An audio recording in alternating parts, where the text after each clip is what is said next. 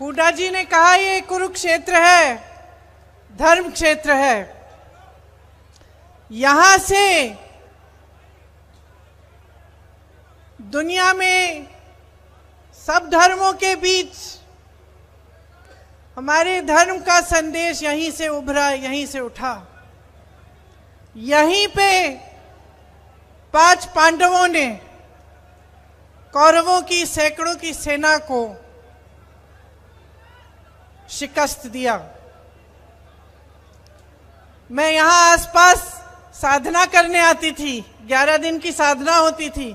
यहीं से कुछ 45 मिनट दूर होगा, आधा घंटा दूर होगा, और गुरुजी का प्रवचन सुनना था। हर शाम को मौन साधना थी, तो 11 दिन हम मौन रहते थे। कई बार मैं आई और गुरुजी प्रवचन में हमेशा ये कहते थे कि ये जो धरती है ये पवित्र धरती है। इस धरती ने हमें दिखाया है कि न्याय और अन्याय के बीच में क्या फर्क है, सच्चाई और असत्य, सत्य और असत्य के बीच में क्या फर्क है। इस धरती ने हमें दिखाया है।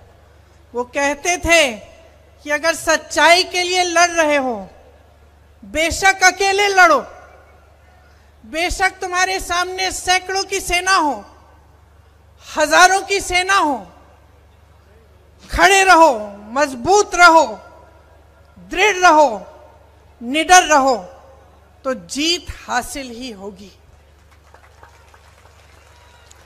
आज हरियाणा की जनता की क्या लड़ाई है? यही लड़ाई है। सदियों बाद आज हम वहीं पे हैं जहां उस समय थे।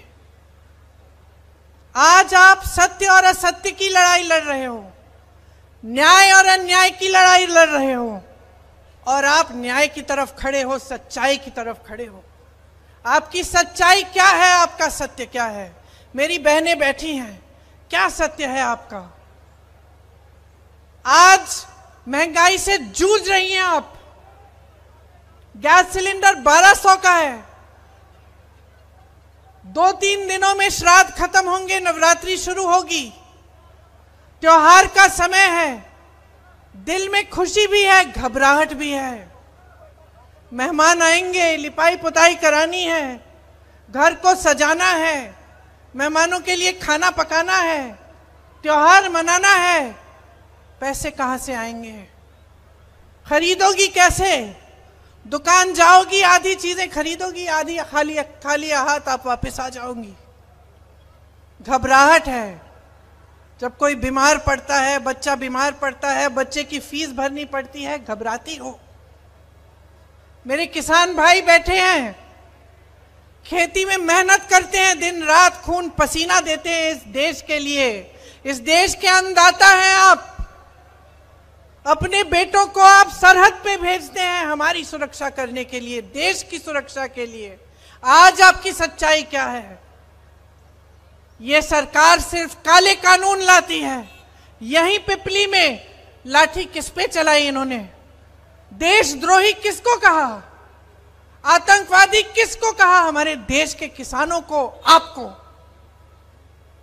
भूलिए मत कि आपकी सच्चाई आज जो है, इसमें बहुत बड़ा श्रेय इस 10 साल की भाजपा की सरकार में ने लिया है। इनका श्रेय है इसमें। यह सच्चाई कि आप किसानी से, खेती से आज कमा नहीं पा रहे हैं। आपको एमएसपी नहीं मिलता है। बड़े बड़े मंचों पे ऐलान करते हैं एमएसपी दे रहे हैं, और ऐसी फसलों पे देते हैं जो आप उगा ही नहीं रहे हैं। तो आपके आगे आपका भविष्य क्या है? नौजवानों का हरियाणा में आज भविष्य क्या है? बेरोजगारी ही दिख रही है, अंधकार ही दिख रहा है। जहां रोजगार पैदा करना था, वहां अग्निवीर की स्कीम ले आए। आप जाइए सरहद पे, शहीद भी हो जाइए, आपके परिवार को पेंशन नहीं मिलेगा। और 4 सालों की आप सेना में आप भर्ती करेंगे, उसके बाद आप घर आएंगे, फिर से बेरोजगार हो जाएंगे। ये मिल रहा है आपको अपनी शहादत के लिए, अपनी मेहनत के लिए, अपने देश के प्रति, अपनी देशभक्ति के लिए। मोदी जी की पूरी सरकार और इस प्रदेश की सरकार सिर्फ बड़े बड़े उद्योगपतियों के लिए चल रही है। अडानी जी, अंबानी जी के लिए सब कुछ हासिल कर सकते हैं, सब कुछ उनके लिए है। उनके कर्ज माफ होते हैं, उनके उद्योग बढ़ाए जाते हैं। आप मेहनत करते हैं, दिन रात पसीना खून बहाते हैं, लेकिन आपकी कोई सुनवाई तक नहीं है। ये पहलवानों का प्रदेश है, किसानों का प्रदेश है, खिलाड़ियों का प्रदेश है, जवानों का प्रदेश है। आपने पाला पोसा है जवानों को, खिलाड़ियों को। आज देखिए हमारे ओलंपिक के खिलाड़ियों के साथ क्या बर्ताव होता है। मैं गई थी उस आंदोलन में। आंदोलन क्या, वो बेचारी लड़कियां सड़क पे बैठी थी कि हमारे साथ न्याय होना चाहिए। मैं गई मिलने, और उन बहनों ने मुझे क्या बताया। बहनें सुनिए, उन्होंने कहा, दीदी हम ओलंपिक का मेडल लाए थे, मोदी जी ने हमें घर बुलाया, हमें चाय पिलाई, फिर हमारी साथियों के साथ इतना बड़ा अन्याय होता है। हमने सोचा कि अगर हम सड़क पर आकर बैठ जाएंगे, हम न्याय मांगेंगे, तो मोदी जी हमारी सुनवाई करेंगे, हम आवाज उठाएंगे। ओलंपिक के मेडलिस्ट हैं तो हमारी आवाज वो सुनेंगे। रो रही थी। कहा, दीदी हमारे लिए 5 मिनट का समय नहीं था। मोदी जी का घर मालूम है कितनी दूर है उनके आंदोलन स्थल से? उनके आंदोलन स्थल से मात्र 10 मिनट दूर है। गाड़ी में बैठते 10 मिनट में पहुंच जाते। अरे उनको घर बुला लेते, जैसे जब मेडल लाए थे तब बुलाया था, लेकिन कुछ नहीं किया मोदी जी ने, कुछ नहीं किया। ये लड़कियां रोती रहीं, आज लड़ रही हैं, न्याय के लिए लड़ रही हैं।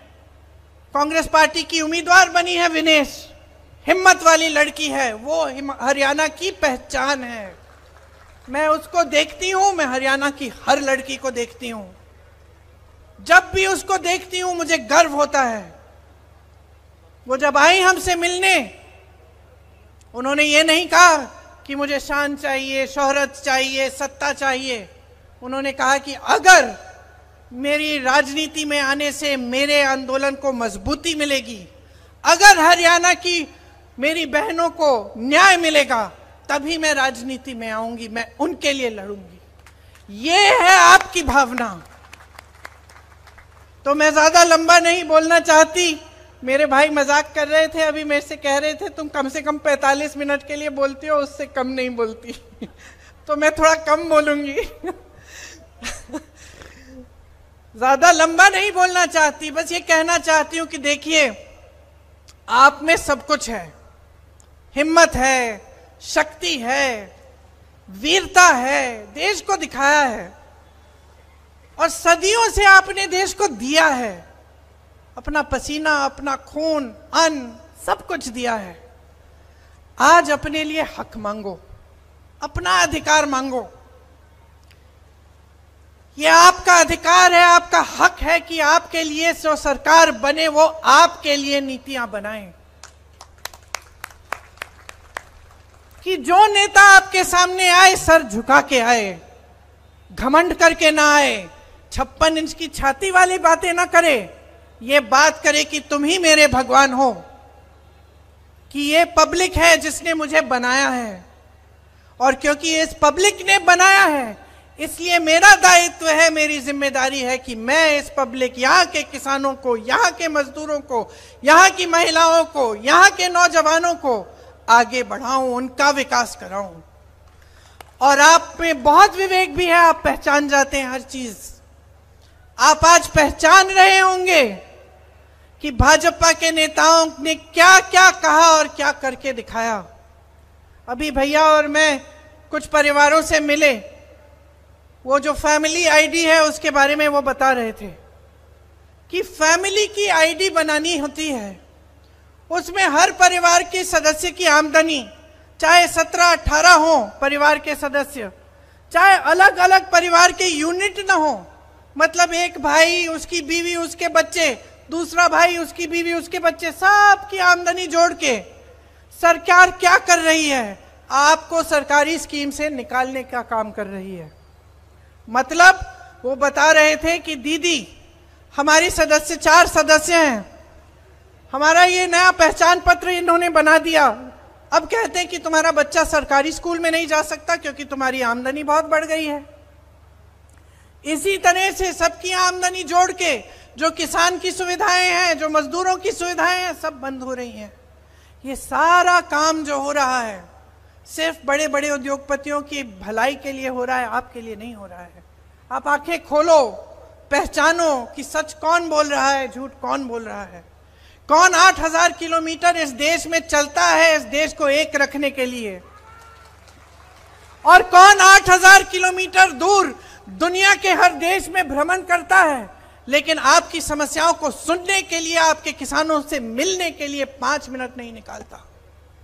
पहचान लीजिए कि आज जो आपकी सच्चाई है उसको आप ही बदल सकते हैं। आपका अधिकार है, आपका हक है, और इस संविधान ने आपको ये शक्ति दी है। ये जो गीता में बातें लिखी हैं सत्य और असत्य के बारे में, सत्यमेव जयते हमारे संविधान में भी लिखी हैं। समानता की बात, अधिकार की बात, हक की बात, न्याय की बात हमारे संविधान में लिखी है। आपको अधिकार दिया है, आपको वोट दिया है। आप सोच समझकर पूरे विवेक से इस वोट का इस्तेमाल करिए, एकजुट होकर करिए, किसी के बहकावे में मत आइए। ये वोट आपके लिए होना चाहिए, आपके बच्चों के भविष्य के लिए। माताएं बैठी हैं यहाँ, बहनें बैठी हैं, आपके बच्चों के भविष्य को मजबूत बनाने के लिए, आपकी खेती को मजबूत बनाने के लिए। ये जो नौजवान आप सरहद के पे भेजते हैं, इनके पेंशन के लिए होना चाहिए। आप अपने वोट को ऐसा इस्तेमाल करिए कि पूरे देश भर में गूंज उठे कि हरियाणा की जनता ऊब चुकी है, अब एक लहर आ रही है। कांग्रेस की लहर तो है, लेकिन आपके सम्मान की लहर भी है। आपका जो निरादर किया है इस भाजपा की 10 सालों की सरकार ने, आप उनसे न्याय लीजिए। आप कांग्रेस की सरकार बनाइए ताकि आपका भविष्य बदले। आपको यही चीजें कहनी थी। अब मैं अपना भाषण समाप्त करती हूं।